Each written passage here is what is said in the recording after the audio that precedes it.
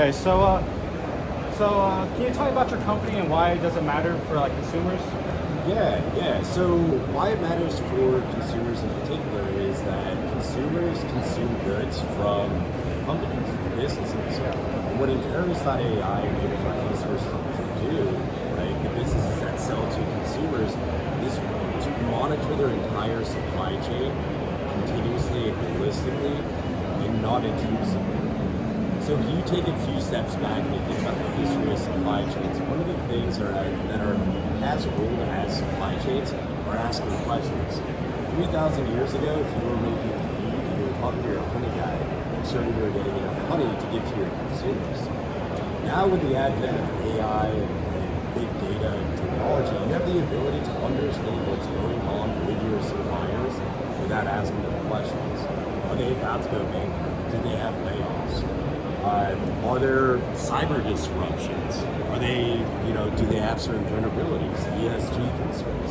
Okay. So not only are we assessing the companies that sell to consumers, the suppliers as well, but we're also identifying the global supply chain, non-intrusively. So without asking a question, you can look at any of the vendors here and dive into our platform, see their risk, and see their supply chain, and see the risk with their supply chain. We're doing it with big data. Okay, so there's I follow this a lot. There's a lot of concerns like the safety, like all these companies with no government regulation are taking all this data from us, and there's no government regulation saying it's legal to do it. So why is your company deciding not to do it when it's legal to do?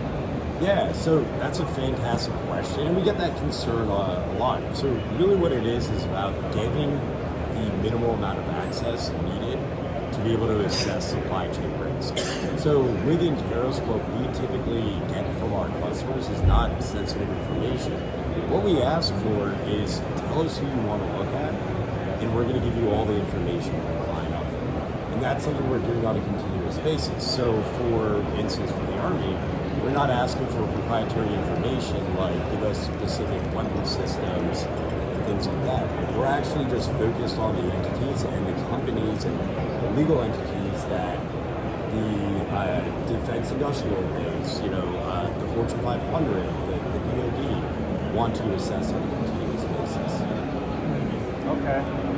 So for the perspective of the Army, right, think about mission readiness. If you have, certain mission critical material that you guys use out in the field and that vendor is on the brink of bankruptcy, the Army can do something about it if they know that's the condition.